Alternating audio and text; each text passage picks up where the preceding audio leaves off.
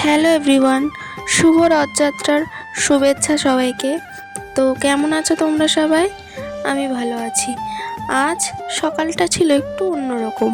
প্রথমেই স্নান সেরে আমি ঠাকুর ঘরে চলে এসেছি, গোপালকে সেবা দিয়ে নিলাম।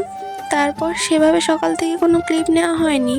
তারপর বিকেলবেলা এসেছিল আমাদের পাড়ার রথ, সব বাচ্চারা মিলে রথ বের করেছিল। খুব ভালো লাগলো এটা দেখে। তো আজ যেহেতু রথের মেলায় তো যেতেই হবে, তো আমি একটা চুড়িদার পরে রেডি হয়ে নিয়েছি আর একটু হালকা ফুলকা সেজে নিচ্ছি।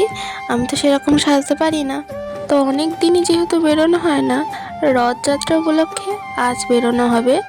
তো সেই জন্য আমি খুবই এক্সাইটেড, আজকে দেখেই বুঝতে পারছো।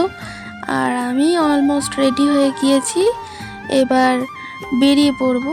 এটা আমার ফাইনাল লুক। তো বেরিয়ে পড়লাম। আমাদের এখান থেকে মেলা যেহেতু বেশি দূরে নয়, তো তাড়াতাড়ি পৌঁছে গিয়েছিলাম। আর গিয়ে দেখি পুরে বাবা, সে বাইকের লাইন দেওয়া। এখান থেকেই শুরু হলো মেলা।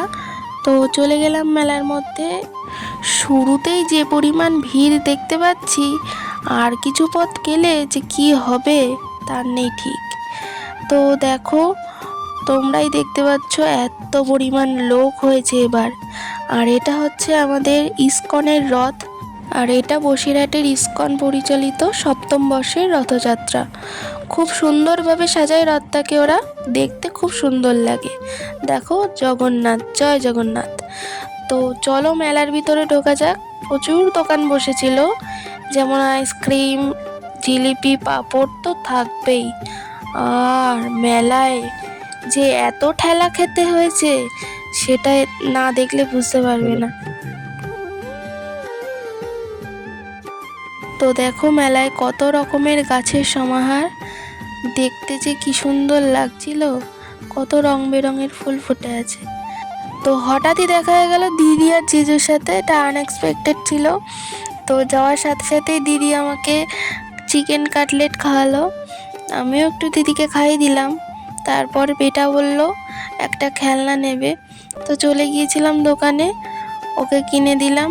খেলনা পেয়ে তো বেটা খুব খুশি হয়ে গিয়েছে। তারপর ওরা তো চলে গেল বাড়ির দিকে, আর আমরা এগিয়েই চলে গেলাম মেলার ভিতরে। আর এটা হলো বসিরহাটের ঐতিহ্যবাহী সব থেকে পুরনো রথযাত্রা। প্রতি বছরের মতো এবছরও রথটাকে খুব সুন্দর করে সাজিয়েছে। তো আমি জগন্নাথ দেবের দর্শন করে নিলাম। তো দেখো, এখানে বাচ্চাদের বিভিন্ন রকমের রাইড ছিল, দেখতে বেশ ভালোই লাগছিল। আর আমি চলে গিয়েছিলাম গোপু সোনার জামা কেনার জন্য। জামাগুলো দেখে যে এত পছন্দ হলো, নিয়েই নিলাম, না নিয়ে আর আমি থাকতেই পারলাম না। যেহেতু সামনে জন্মাষ্টমী, গোপুকে পরাবো। কেমন হয়েছে জামা দুটো অবশ্যই জানিও। তো ওদিকে আর গেলাম না, এবার বাড়ির দিকে ফেরা যাক। তো আমরা যাচ্ছি। আর এই দেখো জিলিপি, গরম গরম জিলিপি। রথের মেলায় এসেছি আর জিলিপি নেব না তাই বললে হয়? তো বাড়ির জন্য আমি জিলিপি নিয়ে নিলাম। জিলিপি খেতে যদিও আমি বেশি ভালোবাসি, তো জিলিপি তো নিয়েই নিয়েছি।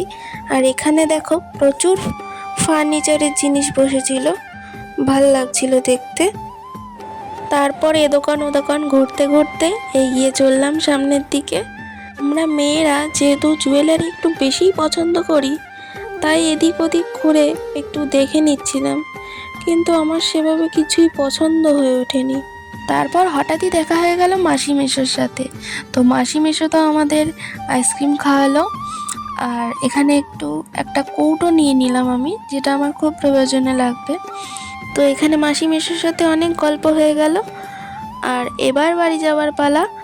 আসতে হবে এ পর্যন্তই। বাই।